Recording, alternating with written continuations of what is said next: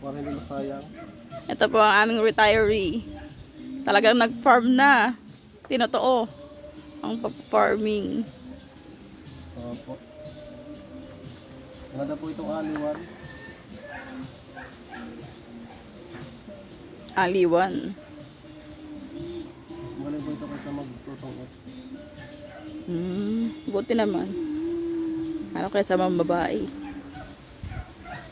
Matamis po ating papaya. Tinatanim pa lang po, may dumadapo na.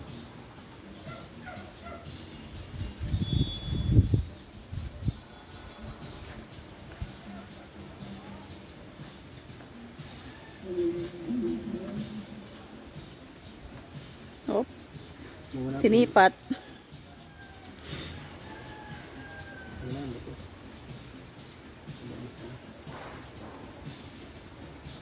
Papaya Red Lady.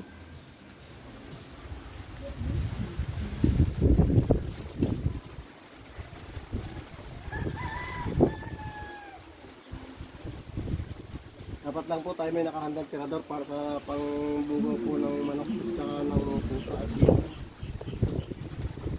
Marami po tayo dito manira. Bukod sa insekto, may manok, may ibon, may pusa. Tayo mga animal lover.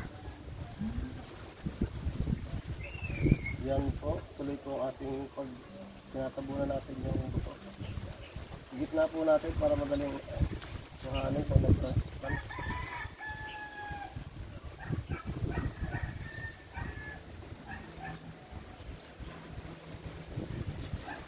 Itayo po natin ang 10 araw bago ito.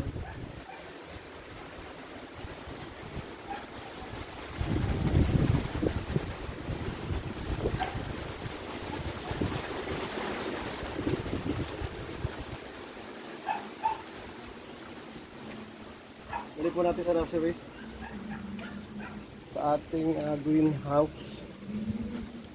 So, ito lang ang ating greenhouse.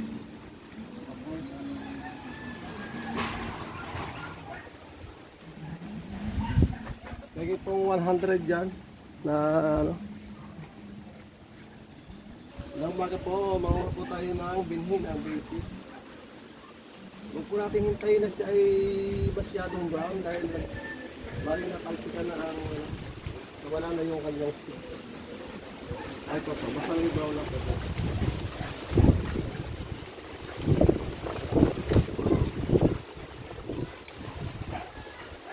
Kasi kung hihintay natin na kulay brown na yung kanyang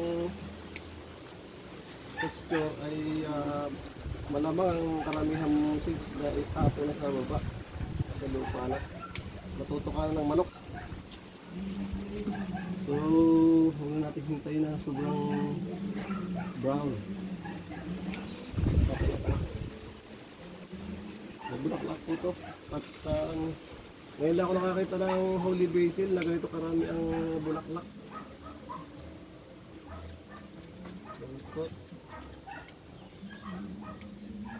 Paborito ng insekto para sila ay makakuha ng nectar. Ito po, dami na. Dami na. Huwag natin lang dyan. Pero siguraduhin natin na hinog na yung buto. May kulay black. Black na po siya. Ito, katulad dito. Ito po. Yung brown, parang wala na tayong makita ang buto kasi na sobrang gulang na siya. Nakain na ng ibon o kaya natatapo na sa ano. Wala na po kwenta ito, tapo na natin. Ito po, basta nag-umpisa mag-brown ako na. Ito may maitim na yung loob. Dito sa kabila naman. Yan po, may itim na may itim na pong buto sa loob. Dito naman yan. Tingnan natin to. Tingnan natin tong sobrang brown. Although may mga tira pa siya. natitira pa sa loob.